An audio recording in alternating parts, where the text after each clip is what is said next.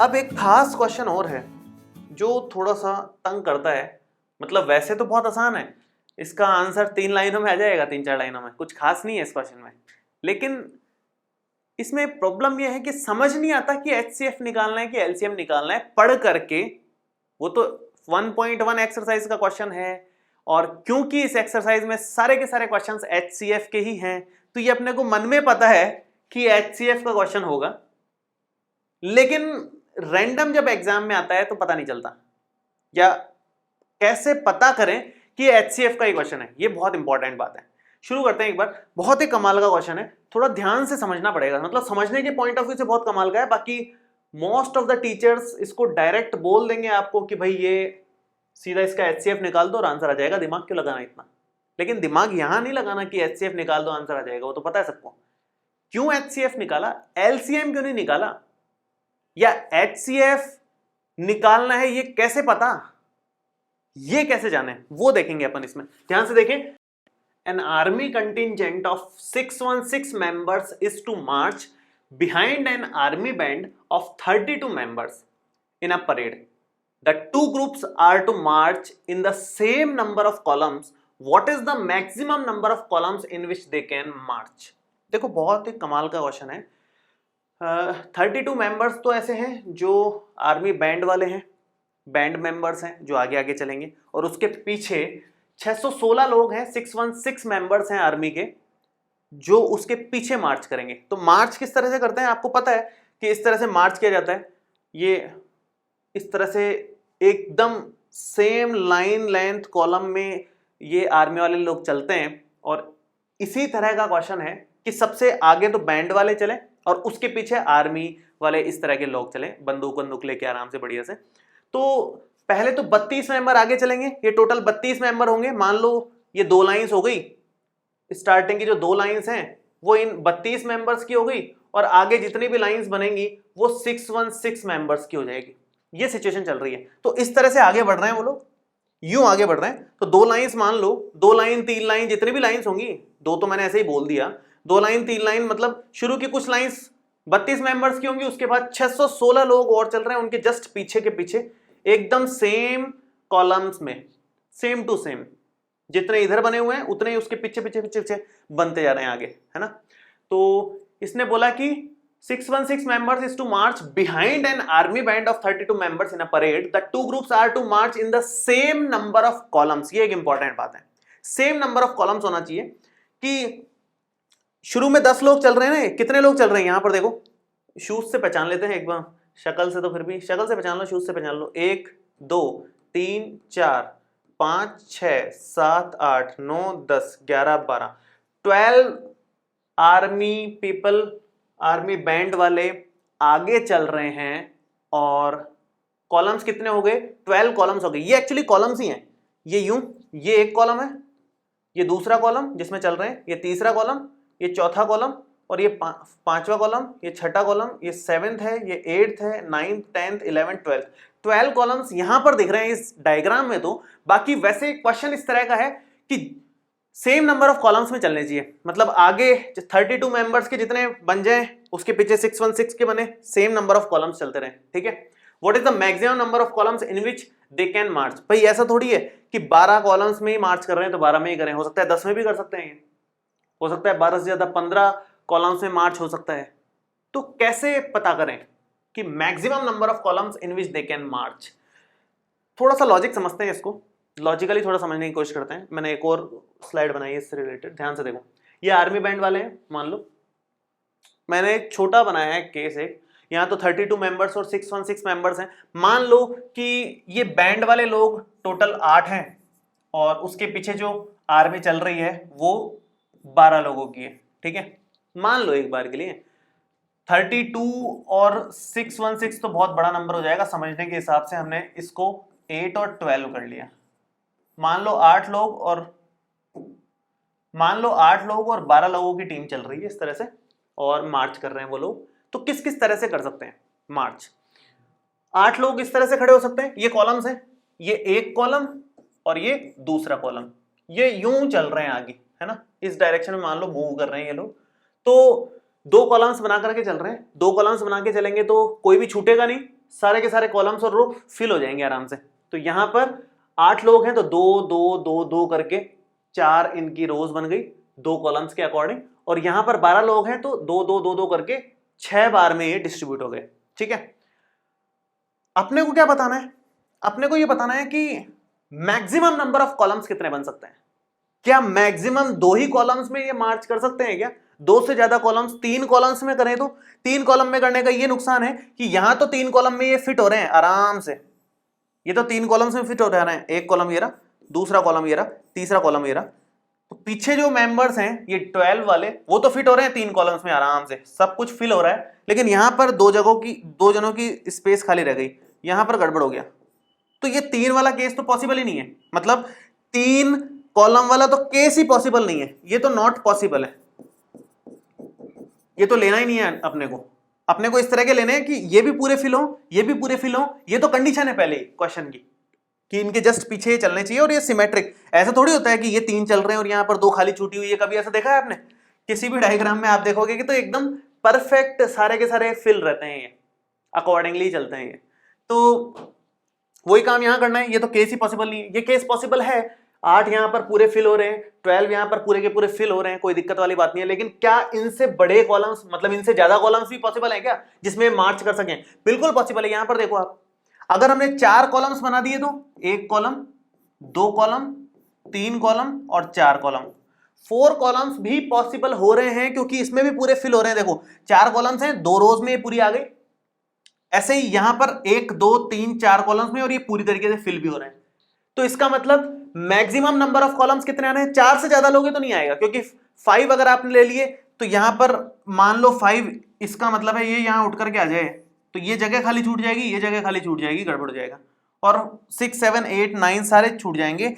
इसके बाद तो सीधा अगर पूरे के पूरे 8 ही कॉलम्स बना दो तो बात बन सकती है, लेकिन 8 में ये 12 लोग फिट नहीं होंगे, 8 फिट हो जाएंगे और 4 आगे रह जाएंगे। तो कहने का मतलब ये हुआ कि मैक्सिमम आप 4 कॉलम्स बना सकते हो, 4 कॉलम्स मैक्सिमम पॉसिबल है, इससे ज्यादा कॉलम्स पॉसिबल नहीं है जिसमें ये मार्च कर सकें लोग। समझ आ रहा है आपको कि ये इस तरह से चल रहे हैं, यूं आगे मूव कर रहे हैं, और अपने को बताना है कि मैक्सिमम आगे कितने सारे लोग खड़े हो सकते हैं जिनके पीछे बाकी लोग मार्च कर सकें। तो मैक्सिमम कितने लोग खड़े हो सकते हैं ये अपने को बताना है, एक्चुअल बात ये है। ठीक है, अब इसको समझने की कोशिश करते हैं कि ये क्या चीज है। बहुत ही कमाल की चीज है। क्वेश्चन ये है, सिनेरियो ये चल रहा है, निकालना ये है कि मैक्सिमम नंबर ऑफ कॉलम्स कितने बनेंगे। क्वेश्चन ओवरऑल मैं बस समझाने की कोशिश किया हूं आपको। अब शुरू करते हैं काम। एक और मैथमेटिकली मैं एक्सप्लेन करने की कोशिश करता हूं कि क्या है मैक्सिमम नंबर ऑफ कॉलम्स। वैसे तो इन दोनों का HCF आएगा, वैसे आप देखो तो 8 और 12 का HCF कितना आता है, आप यूक्लिड से कर लो या फैक्टराइजेशन मेथड से कर लो, कोई फर्क नहीं पड़ता, जिससे भी आप करना चाहो।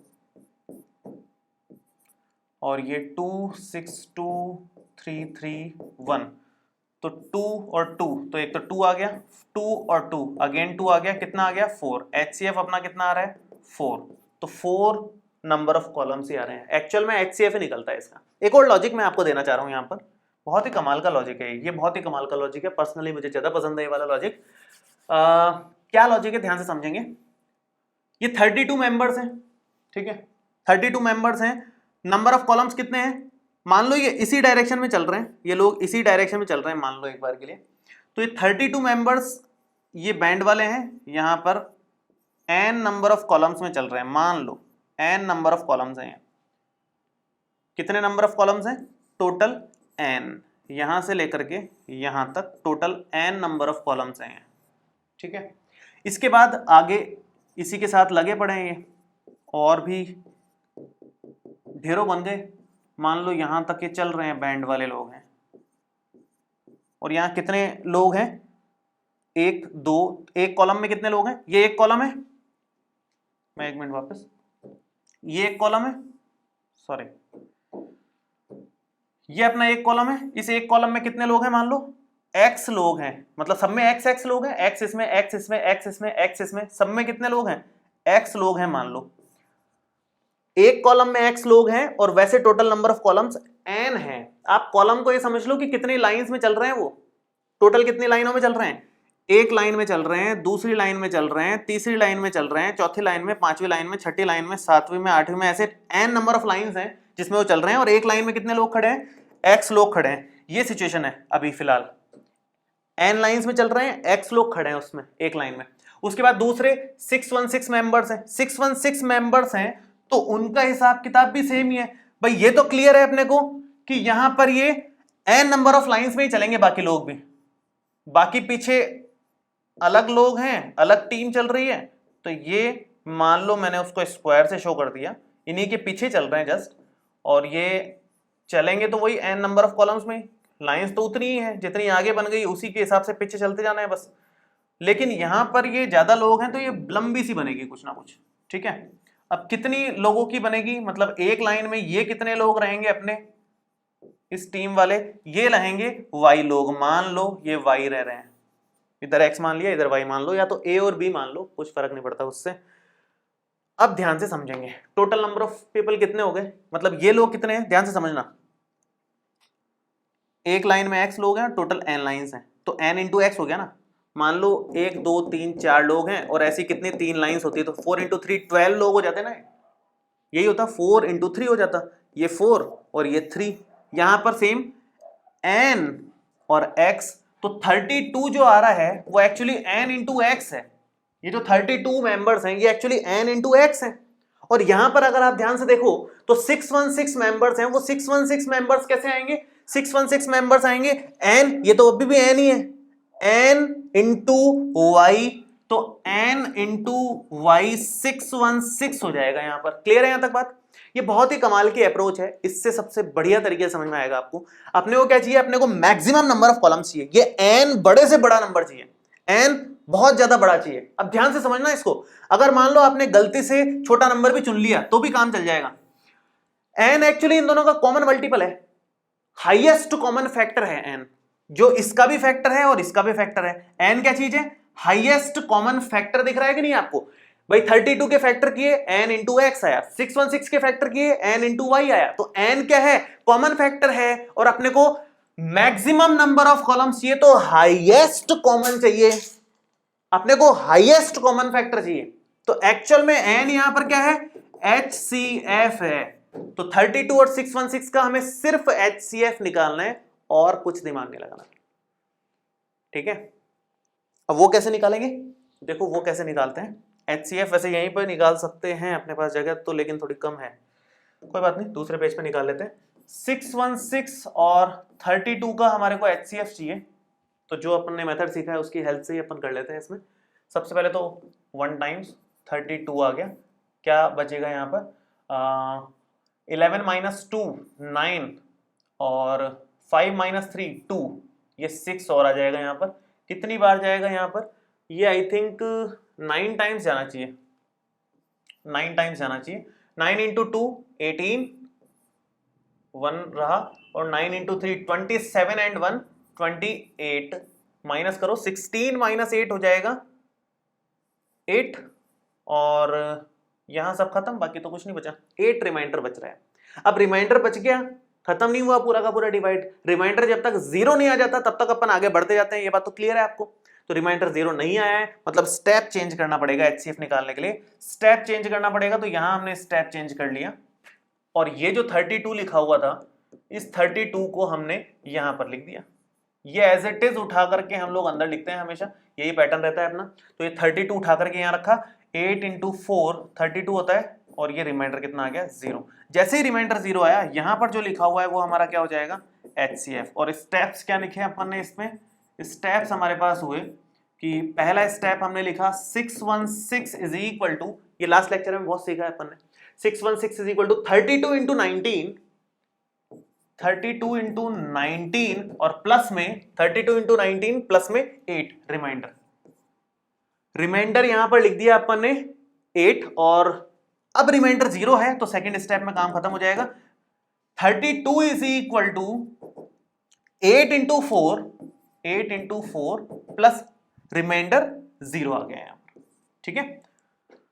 तो 2 स्टेप्स में यहां काम हो गया। ओवरऑल अपने को अगर क्वेश्चन इस तरह से लिखा हुआ दिख रहा है ना, ये क्वेश्चन लिखा हुआ दिख रहा है, तो अपने को इसका आंसर सिर्फ इतना लिखना है, ये जो मैंने इस पेज पे लिखा है, इस पेज पे जो भी मैंने बताया है केवल समझने के लिए बताया है कि क्यों हम लोग HCF निकालना चाह रहे हैं, क्यों हम लोग HCF निकालना चाह रहे हैं, वो केवल इसको समझने के लिए बताया है कि 32 के हमने देखे फैक्टर क्या दिख रहे हैं यहां के अकॉर्डिंग n इंटू एक्स, 616 के फैक्टर देखे हमने क्या निकल रहे हैं n इंटू वाई, और n दोनों के पास है, कॉमन हो गया, हाईएस्ट कॉमन फैक्टर ही तो HCF होता है, और ये मैक्सिमम कितना कॉमन आएगा वो अपने पास मैक्सिमम नंबर ऑफ कॉलम्स हो जाएंगे, तो इसलिए हमें एक्चुअल में HCF निकालना है यहां पर। ये लॉजिक है इस क्वेश्चन को करने का। सेम लॉजिक वाला एक और क्वेश्चन आपको मिलेगा, ये तो अपन ने इसको समझ लिया इस तरह से, यहां से भी आप वही चीज समझ रहे हो, मैं बस यहां बताना चाह रहा था किस तरह से मार्च चल रहा है उनका। और कॉलम का मतलब क्या है, कॉलम का मतलब एक्चुअली ये है, कॉलम जनरली मैथमेटिक्स में इसको रो मानते हैं और इसको कॉलम्स मानते हैं, लेकिन यहां पर ये यूं मार्च कर रहे हैं, कॉलम इसको बोला है इन्होंने, ये चीज समझने की थी, इसलिए ये डायग्राम बनाना पड़ा मेरे को। अब आगे इसी तरह का एक एग्जाम्पल नंबर 4 दे रखा है, बहुत ही कमाल का example, same to same copy, कुछ करना नहीं है, सेम कॉपी है, ध्यान से पढ़ लेते हैं इसको। क्या कह रहा है ये, अ स्वीट सेलर हैज 420 काजू बर्फीज and 130 badam barfis, she want to stack them in such a way that each stack has the same number and they take up the least area of tray. What is the number of burfis that can placed in each stack for this purpose? Least area of the tray लेना है, पहली बात तो ये, और दूसरी बात हर stack में सेम नंबर ऑफ बर्फीज आनी चाहिए, सेम वही केस हो गया एक्चुअल में, हर स्टैक में सेम नंबर ऑफ बर्फीज चाहिए, ये एक स्टैक, दूसरा, तीसरा, चौथा, कॉलम की जगह स्टैक कर दिया उसने, और हर स्टैक में सेम नंबर ऑफ बर्फीज चाहिए, हर स्टैक में सेम नंबर ऑफ बर्फीज चाहिए, इसका मतलब ये वाला केस तो चाहिए ही नहीं जिसमें सेम नंबर ऑफ बर्फीज ना आ पाए, ये गड़बड़ हो जाएगी, एक में काजू बर्फी, एक में बादाम बर्फी, सेम पैटर्न चल रहा है, ये ट्रे मान लो आप, ये ट्रे है और उस ट्रे में इसी तरह से जमाना है अपने को, और कुछ नहीं है, ठीक है।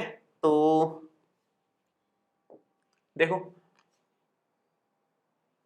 कैसे करना है, वही काम सेम HCF करना है, ज्यादा मैं उसमें कुछ एक्सप्लेन नहीं कर रहा क्योंकि उसको अपन ने किया है डिटेल में। तो यहाँ पर HCF निकालना है, तो आप कैसे निकालोगे, 420, सॉल्यूशन हम लोग शुरू कर लेते हैं, 420 में डिवाइड दोगे आप किसका, 130 का, और सिंपल डायरेक्ट HCF निकाल रहा हूं मैं अब इसमें, ठीक है।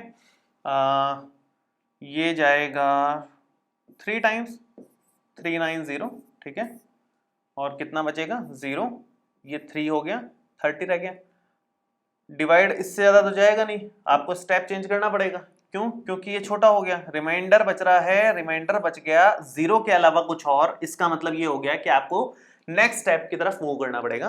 तो यहां पर 130 आप लिखोगे, 130 लिखा हमने, डिवाइड दो, कितनी बार जाएगा, 4 टाइम्स, 120 बनता है, क्या बचेगा रिमाइंडर, यहाँ पर रिमाइंडर 10 हो गया, रिमाइंडर अगर 10 हो गया तो अब 30 से छोटा हो गया, 30 से छोटा हो गया तो आपको अगेन स्टेप चेंज करना पड़ेगा, कोई ऑप्शन नहीं है इसका, स्टेप चेंज किया तो वापस से ये 30 उठा करके आप यहां पर लिख दोगे, और ये 3 टाइम्स मतलब ये हो गया 0।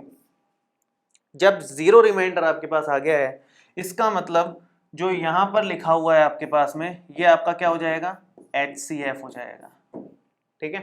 तो स्टेप्स क्या लिखोगे आप, स्टेप्स आपके पास आएंगे, सबसे पहला स्टेप तो ये कि 420 is equal to 130 into 3 plus 30, 420 is equal to 130 into 3 plus 30, ठीक है। सेकेंड स्टेप आएगा 130 is equal to 30 into 4 plus 10, 130 is equal to 30 into 4 plus 10, और 30 is equal to 10 into 3 plus 0, 30 is equal to 10 into 3 plus 0,